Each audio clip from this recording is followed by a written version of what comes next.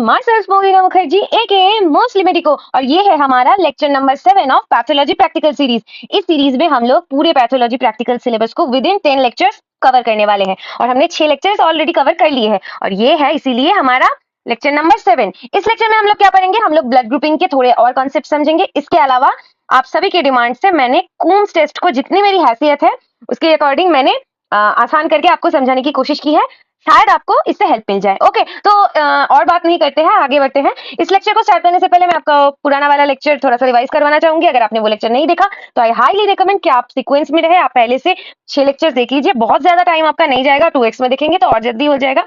तो आप वो लेक्चर देख के फिर ही यहाँ पे आए ताकि आपका कॉन्सेप्ट अच्छे से तैयार हो। ठीक है, चलो अभी इस लेक्चर को शुरू करने से पहले पहला वाला लेक्चर थोड़ा सा रिवाइज कर लेते हैं। पिछले वाले लेक्चर में हमने ब्लड ग्रुपिंग के कॉन्सेप्ट समझे थे, एबीओ RH। एबीओ कॉन्सेप्ट में पहले हमने एच सब्सटेंस का कॉन्सेप्ट सीखा था। एच जीन प्रेजेंट होता है क्रोमोसोम 19 में, एबी एंटीजन प्रेजेंट होता है क्रोमोसोम 10 में और RH एंटीजन प्रेजेंट होता है क्रोमोसोम 1 में। ओके, अभी एच सब्सटेंस आरबीसी के साथ जुड़ जाता है और वहां पे आता है उसके ऊपर ए एंटीजन या फिर बी एंटीजन, ऐसे करके वो एक पर्टिकुलर ब्लड ग्रुप फॉर्म करता है। अगर ए एंटीजन वाला ब्लड ग्रुप होगा तो ब्लड सीरम में होगा एंटी बी एंटीबॉडी प्रेजेंट, इतना पता है। उसके आगे हमने पढ़ा था forward grouping, reverse grouping. Forward grouping वही होता है जो तुम प्रैक्टिकल लैब में करते हो, जिसका तुम्हें एंटीजेन अननोन होता है और एंटीबॉडी नोन होता है। और रिवर्स ग्रुपिंग में क्या होता है, एंटीबॉडी अननोन होता है और एंटीजेन नोन होता है। ये किया जाता है बॉम्बे ब्लड ग्रुप के लिए। बॉम्बे ब्लड ग्रुप कौन सा होता है, जिसमें एच एंटीजन आरबीसी के सरफेस में प्रेजेंट नहीं होता और ब्लड में सिर्फ एंटीबॉडीज प्रेजेंट होते हैं। Anti H antibody, anti A antibody, anti B antibody, याद है ना। चलो अब उसके आगे हमने पढ़ा था यूरिन के फिजिकल एग्जामिनेशन के बारे में,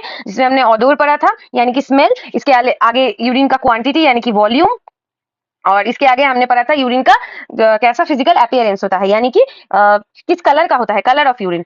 देखा कितनी आसानी से हमने पढ़ लिया। इसमें हमने बहुत सारे कलर पढ़े थे। ब्लैक होगा तो अल्काप्टोन्यूरिया, ब्लू ग्रीन होगा तो बाइल्स और बाइल पिगमेंट्स यानी कि बिलिरुबिन बिलिवर्डिन, और क्लाउडी यूरिन होगा तो फिर कोई इन्फेक्शन डिनोट करेगा, फ्रॉदी यूरिन होगा तो प्रोटीन यूरिया डिनोट करेगा। और फिर हमने ऑर्डर में पढ़ा था कि फॉल ऑर्डर होगा तो इकोला यानी कि यूटीआई के लिए होगा। इसके अलावा अगर कोई फिशी ऑर्डर होगा तो प्रोटियस इन्फेक्शन होगा। ये तो माइक्रोबायोलॉजी के पॉइंट ऑफ व्यू से भी आपको पता है। इसके अलावा हमने पढ़ा था कि अगर यूरिन का फ्रूटी ऑर्डर होगा तो कीटोसिस यानी कि स्टार्वेशन या फिर डायबिटिक कीटोएसिडोसिस हो सकता है। इसके अलावा भी हमने पढ़ा था कि अगर यूरिन का माउसी ऑर्डर होगा तो फिर वो होगा फिनाइल कीटोन्यूरिया। जी, तो अब चलो हमने रिवाइज कर लिया। अब आज का लेक्चर शुरू करते हैं। आज के लेक्चर में हम लोग इंपॉर्टेंट क्वेश्चंस ऑफ हॉस्पी डिस्कस करेंगे और यूरिन टेस्ट को रिवाइज करेंगे। ठीक है, तो पहले हम लोग शुरू करेंगे कूम्स टेस्ट से। अब ये कूम टेस्ट क्या होता है दीदी, ये सिंपल से, मैं जितना पढ़ा उतना पढ़ लो, तुम्हारा थ्योरी प्रैक्टिकल दोनों कवर हो जाएगा। सिंपल से भाषा में कहे तो कूम टेस्ट होता है एक टाइप का एंटीजन और antibody reaction test for anti RBC antibodies. अब ये एंटी आरबीसी एंटीबॉडीज क्या होते हैं दीदी, समझो। ये एक इंसान है, ये इंसान लग नहीं रहा पर अज्यूम कर लो ये एक इंसान है। मैं उतना अच्छा ड्रॉ नहीं कर सकती तुम लोगों की तरह। अभी एक इंसान है, अब इंसान के शरीर में से देखो आरबीसी में एक एंटीजन होता है और उसका ऑपोजिट वाला एंटीबॉडी हमारे अंदर सीरम में प्रेजेंट होता है। तो इस इंसान से अगर हमने एंटीबॉडीज और कॉम्प्लीमेंट निकाल लिए और एक एनिमल है, रैबिट या फिर कोई और एनिमल है, उसमें डाल दिया, हमने एंटीबॉडीज एंड कॉम्प्लीमेंट इसमें डाल दिया, पर इसमें तो वो एंटीबॉडीज, इसके लिए एक फॉरेन एंटीजन है ना, तो ये रैबिट उसके अगेंस्ट यानी कि आपके बॉडी के एंटीबॉडी के अगेंस्ट एंटी आरबीसी एंटीबॉडी बनाएगा।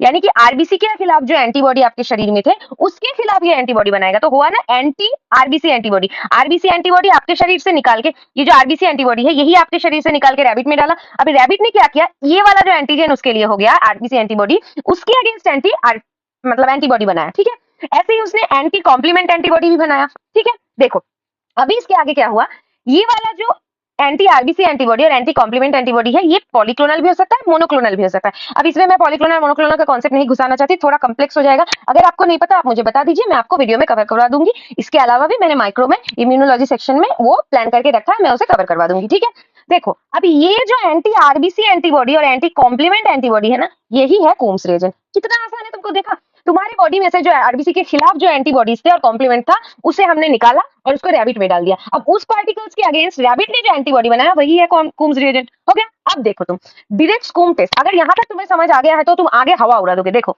डायरेक्ट कूम टेस्ट यानी कि डायरेक्ट एग्लूटिनेशन टेस्ट या फिर हम इसे DAT कहते हैं। ठीक है, अब अगर किसी के शरीर में ऑटो इम्यून हीमोलाइटिक एनीमिया हुआ, यानी कि आरबीसी ने अपने ही एंटीजन के खिलाफ खुद ही प्रोटीन बना लिया। नॉर्मली अगर किसी का ब्लड ग्रुप ए हो तो उसके आरबीसी में कौन सा एंटीजन होगा, मेरे साथ बोलो, ए एंटीजन होगा, और उसके सीरम में कौन सा एंटीबॉडी होगा, एंटी बी एंटीबॉडी होगा। पर अगर किसी का ब्लड ग्रुप ए है और उसके आरबीसी में एंटीजन तो ए ही है, पर उसके सीरम में एंटी ए एंटीबॉडी प्रेजेंट है, तो फिर वो एंटी ए एंटीबॉडी आरबीसी के साथ रिएक्ट करके आरबीसी को खत्म कर देगा। ठीक है, अब हमें पता करना है, एक पेशेंट तो हमें आके कहेगा नहीं कि मुझ में auto immune mediated haemolytic anaemia है या फिर कुछ और है, वो तो कहेगा नहीं, हमें देखना है। और हमें एंटीजन एंटीबॉडी तो खाली आंखों से दिखेगा भी नहीं, तो हमें क्या करना है, देखो अगर एक आरबीसी होगा तो उसके ऊपर ये एंटीबॉडी चिपका होगा, अगर खुद के खिलाफ एंटीबॉडी होगा तो ये ऑटो एंटीबॉडी हुआ।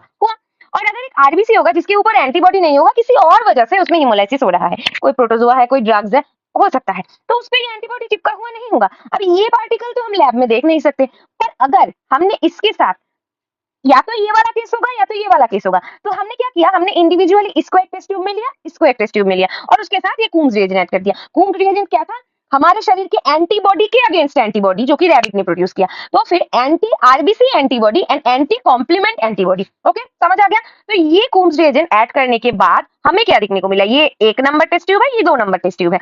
ये देखिए 1 नंबर टेस्ट ट्यूब में हमें क्या मिला, ये आरबीसी है, आरबीसी के ऊपर एंटीबॉडीज तो चिपके हैं जो कि हमारे हैं, उसके ऊपर ये एक और एंटीबॉडी चिपक गया। अब ये एंटीबॉडी कहां से आया, यही तो था कूम्स वाला एंटीबॉडी जिसमें एंटी आरबीसी एंटीबॉडी थे जो कि रैबिट ने प्रोड्यूस किया था। ये कूम्स का एंटीबॉडी है, ये चिपक गया, इसने किया क्रॉस लिंकिंग। कूम्स जो टेस्ट है, कूम्स का test cross linking property of antibody पे बेस्ड करके ही करते हैं। तो इसमें क्या हुआ, एग्लूटिनेशन, एग्लूटिनेशन होने के लिए क्रॉस लिंकिंग जरूरी है, क्रॉस लिंकिंग हो गया तो एग्लूटिनेशन हो गया, तो ये पॉजिटिव हो गया, तो ये डायरेक्ट एग्लूटिनेशन टेस्ट पॉजिटिव हो गया। और अगर इसके ऊपर कोई एंटीबॉडी होगा ही नहीं तो ये क्रॉस लिंकिंग करेगा किसमें, ये जो कूम्स का रिएजेंट है, तो नो एग्लूटिनेशन, तो नेगेटिव कूम टेस्ट हो गया। कितना आसान है, देखा। अगर आरबीसी के खिलाफ एंटीबॉडी है तो वो जो आरबीसी है ना, उनमें क्रॉस लिंकिंग करवाने के लिए इस कूम्स रिएजेंट को हम यूज करते हैं, और अगर नहीं है तो टेस्ट नेगेटिव आएगा। कितना आसान है, समझ आ गया। अभी देखो इसके एग्जांपल्स देख लो, एक होता है post transfusion immune mediated haemolysis. Same, अगर तुमने ए वाले जो, अगर किसी का ब्लड ग्रुप ए है और तुमने किसी बी वाले ब्लड ग्रुप में से खून निकाल के उसमें दे दिया, तो उसके शरीर में एंटी ए एंटीबॉडी चला गया ना, तो उसी के लिए, उसी को डिटेक्ट करने के लिए हम लोग ये टेस्ट कर सकते हैं। ये एग्जांपल्स याद रख लो, एक होता है पोस्ट ट्रांसफ्यूजन, एक होता है drug induced auto immune haemolytic anaemia. समझ आ गया डायरेक्ट वाला। अब इनडायरेक्ट वाला देखो, इनडायरेक्ट वाला, indirect Coombs test, indirect agglutination test. जबकि अभी एंटीबॉडीज अगर आरबीसी के सरफेस के साथ जुड़े होंगे तो हमें ये समझ आ गया दीदी कि हमको ये कैसे करना है। पर अगर ये एंटीबॉडीज आरबीसी के सरफेस पे प्रेजेंट ना होके सीरम में प्रेजेंट हो दीदी, तो हम लोग कैसे करें। पर दीदी आप एक बताइए कि आरबीसी का रिएक्शन हो रहा है और एंटीबॉडी सीरम में प्रेजेंट है, तो क्यों वो आरबीसी के साथ चिपक नहीं रहे हैं। इसके लिए आपको 2 टाइप के एंटीबॉडी के कंसेप्ट समझना जरूरी है। देखो या ये मैं वर्बली बता दे रही हूँ, ये एक होता है हमारे शरीर में आईजीजी, एक होता है हमारे शरीर में आईजीएम। अब जी यानी कि जी फॉर गरम, ये हमारे शरीर में गरम जगहों पे प्रेजेंट होगा, लाइक स्प्लीन में प्रेजेंट होगा या फिर हमारे सेंट्रल बॉडी के जो कोल्ड टेम्परेचर के पास प्रेजेंट होगा। और ये जो आईजीएम होता है ना, ये होता है कोल्ड एंटीबॉडी। ये क्या होगा, ये हमारे एक्सट्रीमिटीज में यानी कि हाथों के, पैरों के एक्सट्रीम पॉइंट्स पे ज्यादा प्रेजेंट होगा। तो जब ब्लड हार्ट से फ्लो करके ऐसे हाथ तक पहुंच रहा है, ये एक्सट्रीम पॉइंट पे पहुंच रहा है, यहाँ पे आईजीएम का कॉन्सेंट्रेशन ज्यादा है, यहाँ पे आईजीएम की एक्टिविटी ज्यादा है, तो यहाँ पे तो आरबीसी के साथ वो आईजीएम अटैच हो रहा है, जुड़ रहा है। पर जब ब्लड वेन्स के थ्रू वापस जा रहा है तब तो वो छोड़ दे रहा है ना आईजीएम। देखो जब हार्ट से ब्लड यहाँ पे एक्सट्रीमिटीज में आया तब तो आरबीसी के साथ आईजीएम जुड़ गया, पर जब ये वापस जा रहा है तब भी तो ये खुल गया ना, तो आरबीसी और आईजीएम में कनेक्शन टूट गया ना।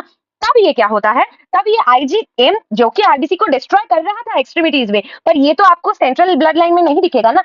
इसीलिए कभी कभी सीरम में एंटीबॉडी अलग से दिखता है, यानी कि आईजीएम की बात हो रही है यहाँ पे, समझ गए। और आईजीजी के लिए वो गर्म जगह पे होते हैं, लाइक स्प्लीन। इसीलिए तो अगर आईजीजी अटैक करता है तो फिर वो एक्स्ट्रावास्कुलर हिमोलिसिस होता है। क्यों, क्योंकि वो गर्म जगह पे रहता है, यानी कि स्प्लीन में रहता है, इसीलिए स्प्लीन के अंदर आरबीसी का ब्रेकडाउन होता है। और अगर आईजीएम यानी कि कोल्ड एंटीबॉडी रिएक्ट करता है तो फिर पेरिफेरी यानी कि एक्सट्रीमिटीज पे आके इंट्रावास्कुलर, स्मॉल छोटे छोटे कैपिलरीज में इंट्रावास्कुलर हिमोलिसिस होता है। समझ आ गया, एक्स्ट्रावास्कुलर इंट्रावास्कुलर का कॉन्सेप्ट भी समझा दिया। अभी देखो, अभी ये एंटीबॉडीज, सपोज करो कि ये जब मेरा खून यहाँ से आया, आरबीसी यहाँ पे आके आईजीएम से कनेक्ट हुआ, ठीक है, उसने उसके साथ रिएक्ट किया, पर जब वो वापस गया ना तो आईजीएम तो यहाँ रह गया और यहाँ से ब्लड वापस आ गया। तब हम सीरम में उस एंटीबॉडी को कैसे पता करें। देखो इसके लिए हमको समझना पड़ेगा एक एग्जाम्पल के हिस्से, जो ये है पोस्ट ट्रांसफ्यूजन और ये है प्री ट्रांसफ्यूजन टेस्टिंग के लिए। प्री ट्रांसफ्यूजन टेस्टिंग के लिए हमें क्या देखना पड़ता है कि हम जो डोनर से ब्लड रेसिपिएंट को दे रहे हैं, देखना है कि डोनर के सीरम में जो एंटीबॉडीज है वो रेसिपिएंट को हार्म ना करे, और डोनर के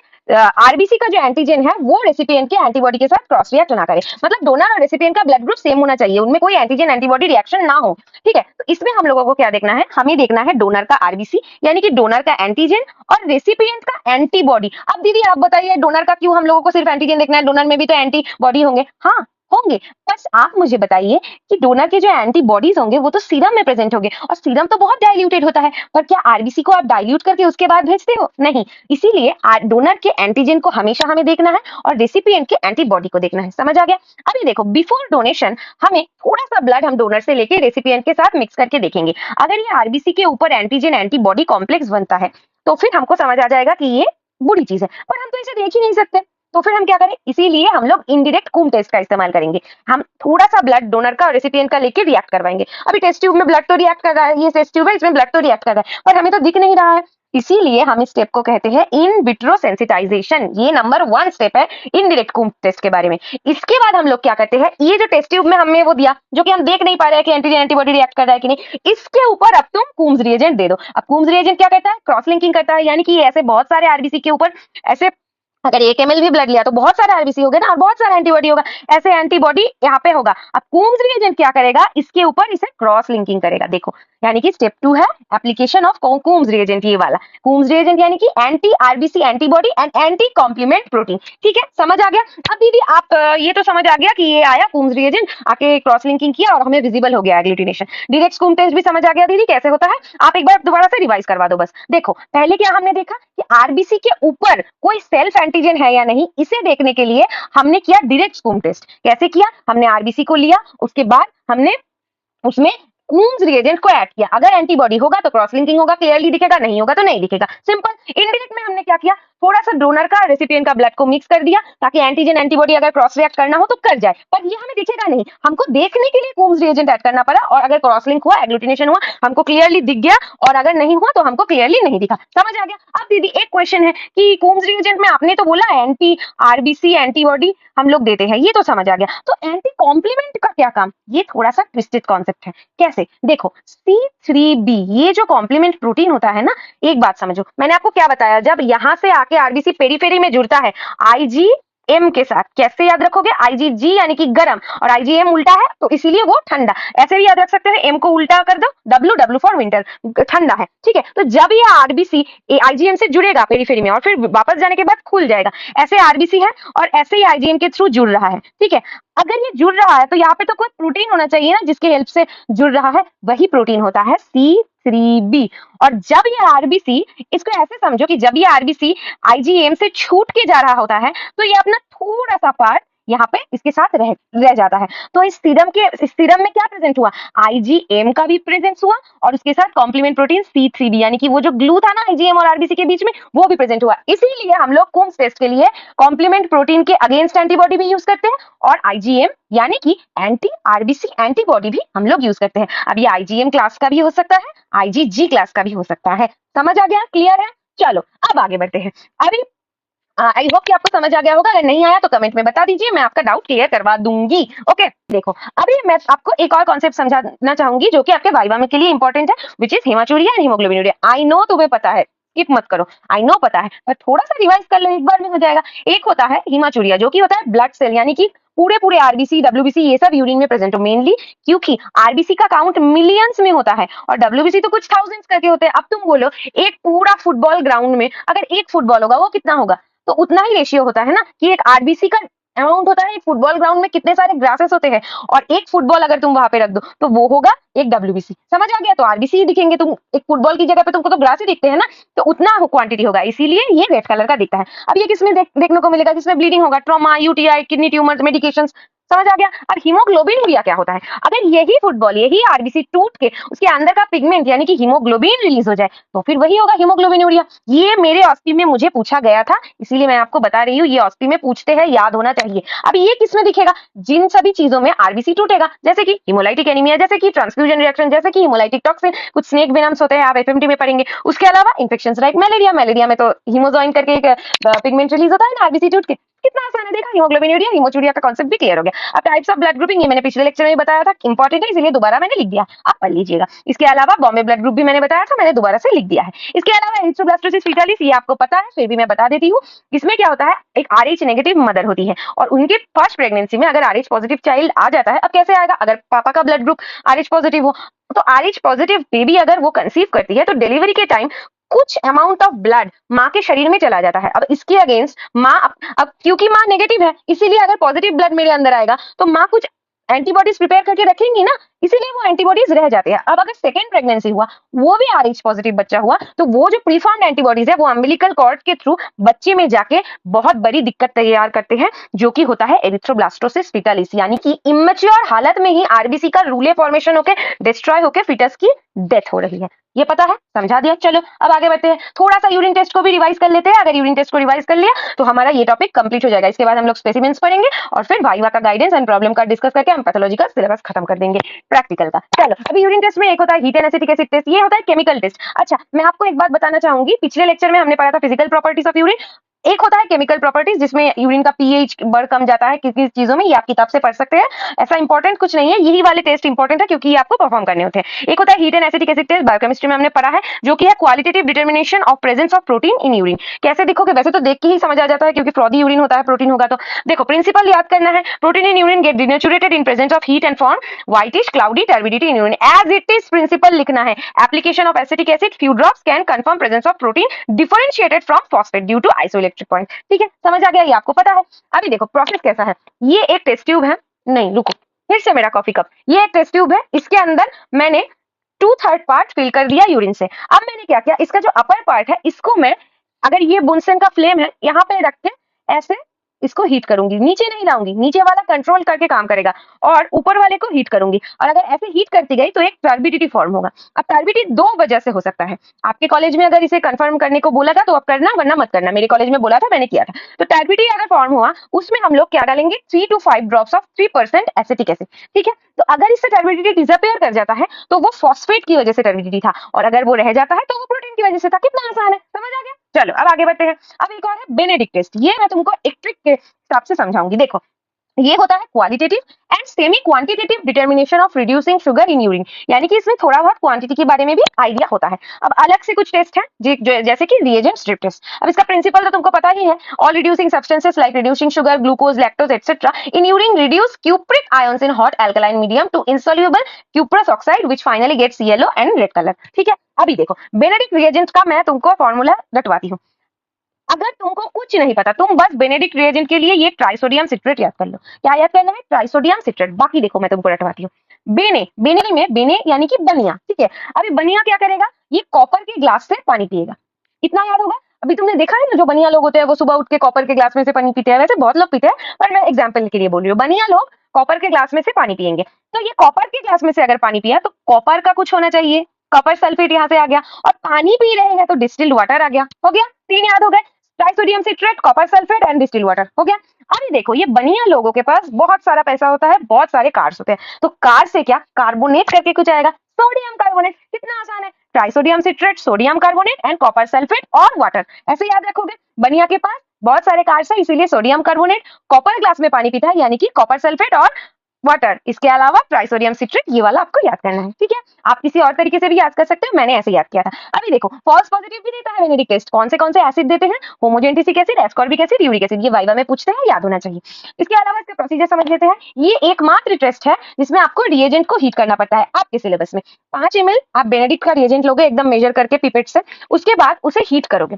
हीट करने के बाद थोड़ा सा कूल करोगे, यहाँ पे मैं लिख देती हूँ कूल ए लिटिल, ताकि ये जो कार्बोहाइड्रेट है ये खराब ना हो। वैसे तो नहीं होता है, वो प्रोटीन डिनेचुरेशन पॉइंट कम होता है, कार्बोहाइड्रेट ऐसे खराब नहीं होता, पर फिर भी अब थोड़ा सा कूल कर लेना। इससे एक्टिवेट भी हो गया और कूल भी हो गया, ठीक है। अब आगे क्या करना है, 8 ड्रॉप्स, गिन गिन के 8 ड्रॉप्स यूरिन ऐड करना है। 9 ड्रॉप 10 ड्रॉप कर सकते हो, पर अगर एग्जामिनर पूछे तो 8 ड्रॉप ही बोलना है। 8 ड्रॉप यूरिन ऐड करके दोबारा से हीट करके ठंडा करना है। अब सॉल्यूशन का कलर ऑटोमेटिकली चेंज हो जाएगा, तुम्हारा टेस्ट कंप्लीट हो जाएगा, ठीक है। चलो अभी कौन कौन से केसेस में ये रिड्यूसिंग शुगर यूरिन में दिखता है, जैसे कि आप डायबिटीज बोल सकते हो या फिर कुछ डिजीजेस हो सकता है, ये आपको पढ़ना है। ये मैं अज्यूम कर रही हूँ अपनी थ्योरी में इतना पढ़ा होगा, ठीक है। अगर नहीं पढ़ा बता दो, मैं उसके ऊपर भी वीडियो बना दूंगी, ठीक है। चलो अभी आगे देखो रोथेरा टेस्ट, ये लास्ट है।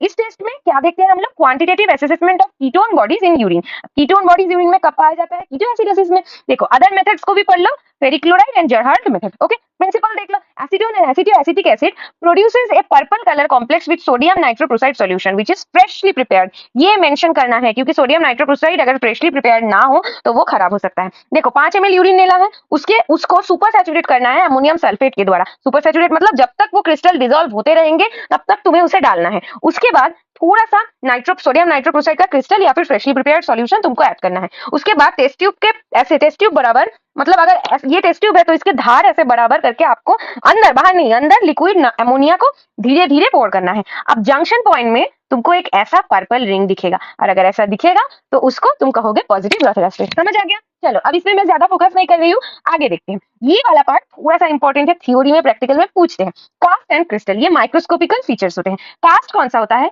ये वुमेन्स कैप्सूल है, ये पीसीटी है, ये लूप ऑफ एनले है, ये डीसीटी है, ये कलेक्टिंग डक्ट है। अब लूप ऑफ एनले का एक स्ट्रक्चर होता है ना, ऐसे यू करके लूप, इसमें अगर कुछ जमा हो जाता है तो उसको हम लोग बाहर ऐसे फॉर्मेट में, ये वाला ऐसे फॉर्मेट में यूरिन के साथ निकलेगा तो उसे हम देखते हैं। अब ये हाइलिन कास्ट होता है। अभी क्या जमा होता है, टैम हॉर्सफॉल प्रोटीन। मेरे साथ बोलो, टैम हॉर्सफॉल प्रोटीन, टैम हॉर्सफॉल प्रोटीन। हो गया? चलो अब ये हाइलिन कास्ट नॉर्मली होता है, अभी सिलिंड्रिकल शेप का होता है। क्यों? क्योंकि ये लूप ऑफ एनले को अगर काटोगे और ऊपर से देखोगे तो ऐसा गोल होगा ना, तो ये all cast have cylindrical shape.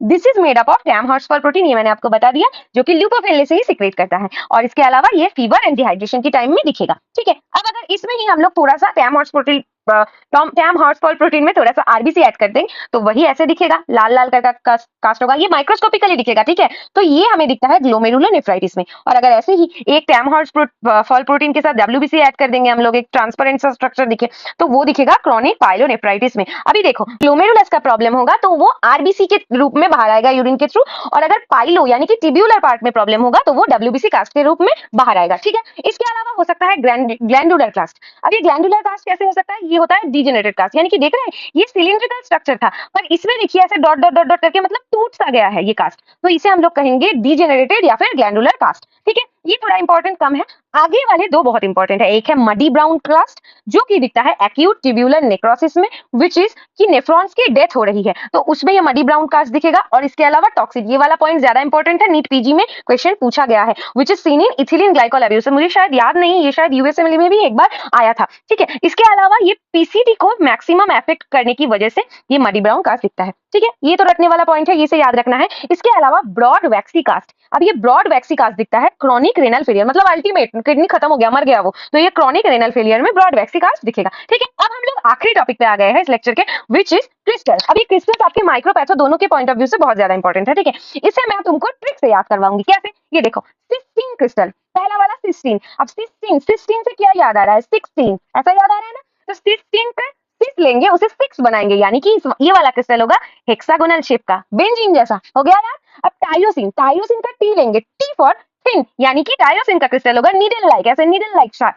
अब हम लोग अगला वाला सीखेंगे, which is cholesterol crystal. Cholesterol crystal मतलब कोलेस्ट्रॉल किस में प्रेजेंट होता है, चिप्स में, तो चिप्स में कोलेस्ट्रॉल प्रेजेंट होता है तो इसके क्रिस्टल चिप्स जैसे दिखेंगे। अभी आगे पढ़ेंगे हम लोग uric acid crystal, you for uric acid, you for universal, यानी कि uric acid crystal universal shape के हो सकते हैं। स्ट्रूवाइट क्रिस्टल, ये तो तुम रट चुके होगे अब तक माइक्रोबायोलॉजी में पढ़ते पढ़ते, ये दिखता है प्रोटियस इन्फेक्शन में due to alkalization of urine, okay. अब आगे हम लोग देखेंगे कैल्शियम के क्रिस्टल, इससे पहले थोड़ा रिवाइज कर लेते हैं। 16 यानी कि 16, 6 से हेक्सागोनल क्रिस्टल, टाइरोसिन का टी लेंगे तो थिन यानी कि needle like crystal, cholesterol chips में प्रेजेंट होता है यानी कि chips like crystal, uric acid में यू होता है और यू से होता है यूनिवर्सल शेप, यानी कि यूरिक एसिड वाले यूनिवर्सल शेप के होंगे। और स्ट्रूवाइट क्रिस्टल प्रोटियस इन्फेक्शन में होते हैं due to alkalization of urine. अब कैल्शियम के लिए हमें दो याद करने हैं, एक याद करना है हमें कैल्शियम ऑक्सलेट, एक हमें याद करना है कैल्शियम कार्बोनेट। अब कैल्शियम कार्बोनेट को कैसे याद करें, कार यानी कि गाड़ी, अब कार में क्या होता है, रोटेटिंग व्हील होता है, तो कैल्शियम कार्बोनेट का ऐसे गोल गोल क्रिस्टल होगा, समझ आ गया। अभी देखो कैल्शियम ऑक्सलेट में भी दो टाइप होते हैं, एक मोनोहाइड्रेट, एक डाईहाइड्रेट। अब ये डाईहाइड्रेट वाला थोड़ा सा याद करना पड़ेगा, which is envelope shape. Okay, और मोनोहाइड्रेट में याद रखना मोना इज डम। ये मोनोहाइड्रेट वाला क्रिस्टल आपको पूरे माइक्रोपैथो कहीं भी दिख जाए वो होता है डम बेल शेप, यानी कि मोना इज डम। ओके, वैसे कोई मोना ऑफेंडेड मत हो जाना, सॉरी। हाँ, ये बस ट्रिक है। अब आगे देखते हैं ल्यूसिन। ल्यूसिन का एल लेके हम लोगों ने बनाया है लैमिलेटेड, जो कि एक पैरासाइट के एक की तरह दिखता है, ऐसे करके ऐसे ऐसे ऐसे, ये लैमिलेटेड होता है। अब ये लास्ट सेकेंड लास्ट वाला है विच इज अमोनियम बायोरेट। अब ए से अमोनियम बायोरेट, ए से हमने बनाया है एप्पल थॉर्न। ओके, अब आखिर वाला जो है वो है बिलीरुबिन क्रिस्टल। ये टायरोसिन जैसा ही होता है, थिन। टायरोसिन का टी यानी कि थिन, थिन और बिलीरुबिन है क्योंकि, तो इसमें कलर भी होगा। क्यों? क्योंकि बिलीरुबिन तो एक पिगमेंट होता है ना। चलो मेरे साथ फटाफट से एक बार रिवाइज करो। सिस्टीन यानी कि सिक्स, सिक्स यानी कि हेक्सागोनल। टायरोसिन थिन, थिन यानी कि needle like. Cholesterol, cholesterol present होता है चिप्स में यानी कि chips like. Uric acid, U से यूरिक एसिड, यू से universal shape. Struvite crystal, proteus infection और अल्कलाइजेशन ऑफ यूरिन। कैल्शियम में दो होंगे, एक होगा कैल्शियम ऑक्सलेट, एक होगा कैल्शियम कार्बोनेट। कैल्शियम कार्बोनेट यानी कि कार में गोल गोल व्हील्स होते हैं, तो कैल्शियम कार्बोनेट वाला गोल होगा, और कैल्शियम ऑक्सलेट वाला दो होगा, एक मोनोहाइड्रेट एक dihydrate. Dihydrate envelope shape and monohydrate मोनाइज डम, डम्बल शेप। इसके आगे leucine crystal, leucine crystal A से ल्यूसिन, ए से लैमिलेटेड पैरासाइट के एक जैसा। अमोनियम बायोरेट एप्पल थॉर्न जैसा, ए से अमोनियम, ए से एप्पल थॉर्न। बी से बिलीरुबिन, बी से सॉरी बी से बिलीरुबिन आखिर वाला है। अभी बिलीरुबिन कैसा होगा? टायरोसिन वाला है, थिन नीडल जैसा, पर क्योंकि ये एक पिगमेंट होता है इसीलिए ये थिन भी होगा और कलर भी होगा। देखा कितना आसान था। तो आज का लेक्चर हम लोग यहीं पे खत्म करते हैं। हाँ, कूम्स टेस्ट अगर किसी को समझ नहीं आया तो कमेंट करके मुझे जरूर से बताएं। मैंने पूरी कोशिश की है, जितनी मेरी हैसियत है आपको समझाने की। फिर भी समझ ना आए तो मैं दोबारा से समझा दूंगी, पर ये कॉन्सेप्ट छोड़ना नहीं है, बहुत इंपॉर्टेंट है ये। अगर ये वीडियो आपको अच्छा लगा तो आप एक लाइक कर दीजिए, मेरे चैनल को सब्सक्राइब कर दीजिए, ताकि आप जल्द से जल्द पैथोलॉजी प्रैक्टिकल खत्म कर सके। और अगर इस लेक्चर के आपको नोट्स चाहिए तो आप मेरे डिस्क्रिप्शन बॉक्स में से मेरा टेलीग्राम चैनल का लिंक ज्वाइन कर सकते हैं, वहां से आप ये नोट्स एक्सेस कर सकते हैं। तो चलो मिलते हैं अगले लेक्चर में, तब तक के लिए ओके बाय।